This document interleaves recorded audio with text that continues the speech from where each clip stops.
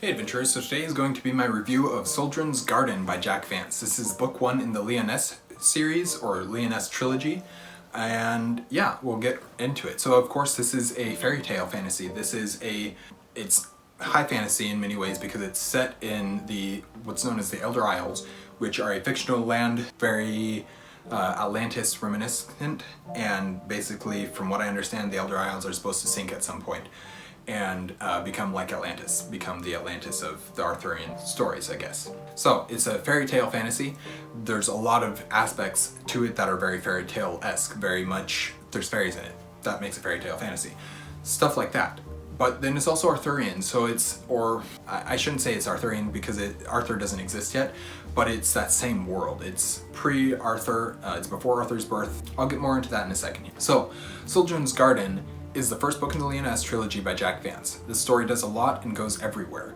This is very much a fairy tale story, and for me, it worked really well. So there's some other people who hasn't worked as well for, and I'll get to that towards the end of this review.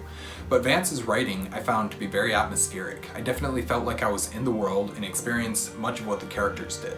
There's a lot of different storylines that happened in this book, and honestly some parts were resolved long before I expected them to be, and then they didn't really factor in anymore. So there's things that happen, one big event specifically that happens right in the middle of the book, and then it doesn't really affect anything going forward, and I was kind of shocked that that's, given the title of the book, what was happening. That almost seems like a spoiler, but it's vague enough that only those who read it actually know what I'm talking about. The world, like I mentioned, is very much designed and created in the way of a fairy tale, where there's a lot of wacky things going on that often don't make sense. The magic definitely doesn't have hard rules and isn't really supposed to be understood, but that adds to the world and immerses you even more. So there are spells and stuff that are used several times that you can realize, okay, they're going to do this and this is the thing that's going to happen. They're going to ring this bell and be able to talk to this person type thing.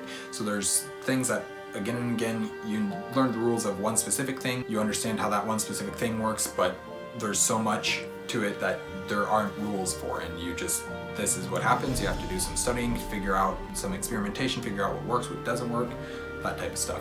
There's a lot of whimsical things that happen as well, and you're just expected to go along with it and not really question things. There's really nothing wrong with that, and it didn't affect my enjoyment at all, but I was expecting that kind of stuff. I was expecting it to be very whimsical, very fairy tale-like, very much just go along for the ride because that's what you're gonna get. I wasn't really thinking about this as I read it, so I didn't notice it, but Owen Edwards in his recent review, I'll have it linked up here and probably I'll have his channel linked in the description down below, but Owen in his recent review mentioned that there aren't really character or story arcs like there would be in a traditional fantasy novel. Best for me not to explain it, for you just to go watch this video and understand what he means. And while that is true, I expected it. I wasn't really thinking about this story as a traditional fantasy novel. I was thinking of it as a fairy tale and as an Arthurian story where those things don't really matter so much. Having read several other Arthurian tales and having grown up with fairy tales, I went into this book not really looking at it for character arcs and story arcs, but rather as a fun ride, and that's really what I got out of it. There's a depth and complexity to it, absolutely, but it's also just a fairy tale. So I should mention this since I mentioned that and I don't think I have it written down here, but when I was listening to it, I had to not just listen to it and not really pay. There's some books where I don't need to pay as much attention to understand what's going on. This one I had to listen to it and pay a little bit more attention to it. So it took some focus. The complexity caused it to take a little bit more focus and a little bit more brain power to focus in on it while I was doing other things and not to get distracted as easily, or else I'd miss parts of it. And that's fine, it was just something that I had to make sure that I did. The Arthurian aspect of this book really isn't prominent, and it is really more pre-Arthurian, where Arthur isn't even born yet, and I don't think Uther is either. He might be, but I don't believe he's king yet. I don't remember who is king, but Uther isn't a player in the story yet. The story is also set mostly on the Elder Isles, which really aren't around anymore, as I mentioned, by the time most Arthurian legends take place. There's a lot of stuff to do with fairies, or the Sidhe, as well as Avalon, but it really is more Arthurian adjacent or pre-Arthurian than actual Arthurian legend.